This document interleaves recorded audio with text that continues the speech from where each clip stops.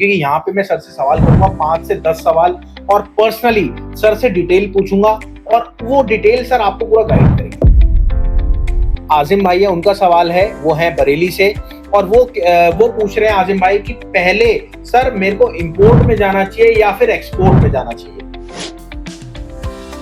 लेकिन मैं ये देखता था कि इंपोर्टर एक फुल 500 फीट के कमरे में बैठा हुआ वो 500 करोड़ का काम कर रहा है। बिल्कुल।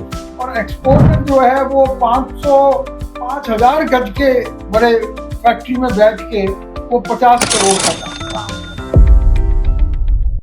चलिए स्टार्ट करते हैं आज की वीडियो को। देखिए सबसे पहले तो आप ये समझ लो, ये जो आज वीडियो होने वाली है ये कुछ अलग लेवल की होने वाली है, क्योंकि यहाँ पे मैं सर से सवाल करूंगा 5 से 10 सवाल और पर्सनली सर से डिटेल पूछूंगा और वो डिटेल सर आपको पूरा गाइड करेंगे। तो मैं आप पूछ लेता हूँ सबसे पहले हमारे जो आजिम भाई है, उनका सवाल है, सर मेरे को इंपोर्ट में जाना चाहिए या फिर एक्सपोर्ट में जाना चाहिए। थैंक यू राहुल जी, आपने ये सवाल हर आदमी के मन में रहता है कि वो इंपोर्ट करे या एक्सपोर्ट करे। बिल्कुल। मुझे आज भी, मैं पहले एक्सपोर्ट करता था। बिल्कुल। लेकिन मैं ये देखता था कि इंपोर्टर एक फुल 500 फीट के कमरे में बैठा हुआ वो 500 करोड़ का काम कर रहा है। बिल्कुल। और एक्सपोर्टर जो है वो 5000 गज के बड़े फैक्ट्री में बैठ के वो 50 करोड़ का काम कर रहा है। तो हमारे मन में ये रहता था कि इंपोर्ट क्या है ऐसा जो एक 500 गज के कमरे में 500 करोड़ का काम।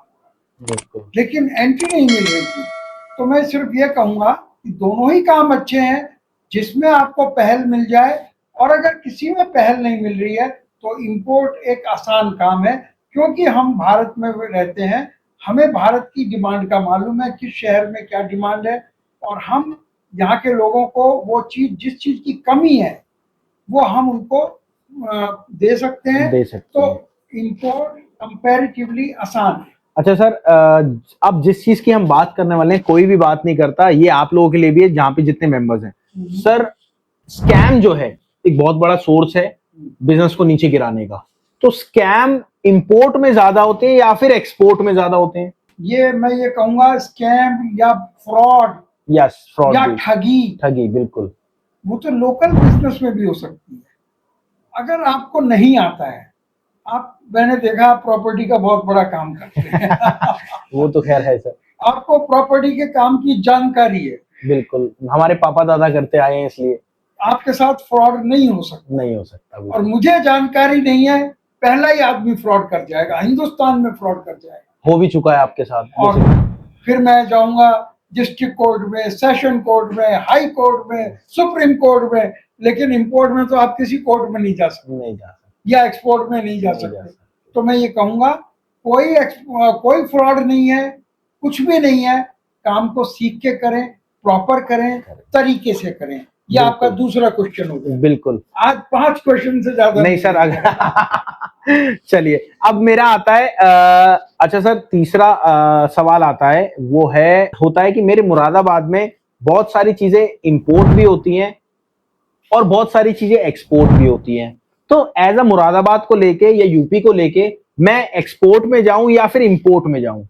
बहुत ही बढ़िया सवाल है, क्योंकि आपने सही कहा कि दोनों ही काम होते हैं। बिल्कुल। मुरादाबाद क्या है, हैंडीक्राफ्ट की एक नगरी है, और ऑल ओवर वर्ल्ड मैं आपको बताऊं, मुरादाबाद में ऐसे ऐसे एक्सपोर्टर हैं जिनके अपने हेलीपैड है। ओके। जो दिल्ली में आता है आदमी, जो बाहर से खरीदार, उसको हेलीकॉप्टर से अपनी फैक्ट्री में लेकर जाता है। ओके। और वहां उसे दिखाकर वापस हेलीकॉप्टर से छोड़, ताकि कहीं और ना जा सके। और मैं कहूंगा एक गुप्ता जी हैं जो ये सबसे बड़ा काम कर रहे हैं। सर रमेश गुप्ता जी की बात कर रहे हैं आप? हाँ समझ गया। यानी इस लेवल का काम हो रहा है। तो वहां जो हैंडीक्राफ्ट के लिए जो रॉ मटेरियल है वो है ब्रास, एल्यूमिनियम, कॉपर। बिल्कुल। तो वो इंपोर्ट होता है और बनी हुई चीज एक्सपोर्ट होती है। बिल्कुल। तो दोनों ही काम बहुत बढ़िया है। अगर आपकी मैन्युफैक्चरिंग में स्पेशलिटी है तो आप एक्सपोर्ट जरूर करें।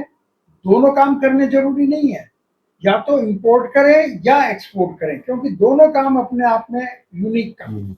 तो दोनों ही काम बहुत बढ़िया है। आपने मुरादाबाद का जिक्र किया, आप मेटल स्क्रैप इंपोर्ट कर सकते हैं और बना हुआ मेटल आप एक्सपोर्ट कर सकते हैं।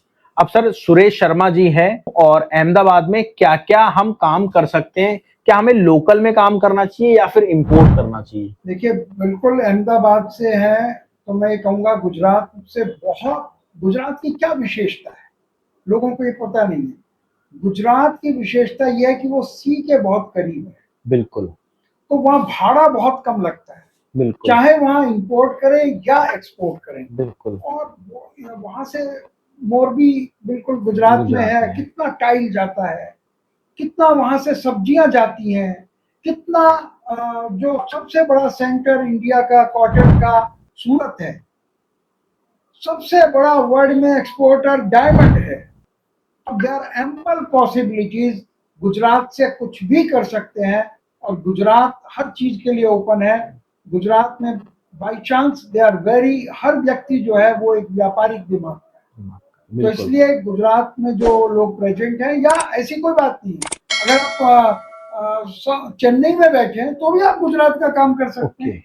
जब आप पूरे वर्ल्ड का काम कर रहे हैं तो हिंदुस्तान में आप दिल्ली में बैठे हो या कलकत्ता में बैठे हो, उससे क्या फर्क पड़ता है। आपको अपने दिमाग से ये निकालना पड़ेगा कि मैं जहां बैठा हूँ वहीं के आसपास का सामान मुझे खरीदना और खरीदना बेचना। बेचना है, बिल्कुल जब हम वर्ल्ड की बात कर रहे हैं तो इंडिया तो एक घर है, घर है। आप कहीं से भी कुछ भी कर सकते हैं। ये थॉट, इसमें जो हेल्प है वो स्टार्टअप इंडिया। और सबसे बड़ी बात मैं आपको बताऊं, जब आप डायरेक्ट बिजनेस को स्टार्ट करेंगे ना, तब आपको पल पल पे हेल्प की जरूरत पड़ेगी। तो वो हेल्प आप कहाँ से लेंगे? वो हेल्प आपको लेनी पड़ेगी उनसे जो ऑलरेडी काम कर रहा है। और मैं आपको बताऊं, मैं लगभग सर के साथ 5 साल से जुड़ा हुआ हूं। 5 साल में मैं ये तो क्लियर कहूंगा 1 लाख से 1 करोड़ पे तो मैं आ गया। और सर को पूरी तैयारी है। सर मेरे को डंडा मारते रहते हैं, धक्का देते रहते हैं। आज भी सर ने मेरे को कहा कि भैया आप ये कंपनी क्यों नहीं चालू कर रहे हैं, मैं आपको आइडिया दे रहा हूं। तो वो कंपनी, मतलब मेरी ऑलरेडी सर के साथ 4-5 कंपनी है और सर और मेरे को आगे ले जा रहे हैं। तो अगर आप मेरे साथ पीछे चलना चाहते हैं तो भैया आप आ जाइए हमारे साथ। कुछ भी नहीं सर, मैं आपसे कह रहा हूं, आप चार्ज को छोड़ दो, आपका पैसा नहीं है, मैम से बात तो करो, आगे तो बढ़ो। तो वो सारी चीज है। तो चलिए दोस्तों, और मैं सर बाकी सवाल हम बाद में लेंगे, बिल्कुल। और चलिए मिलते हैं।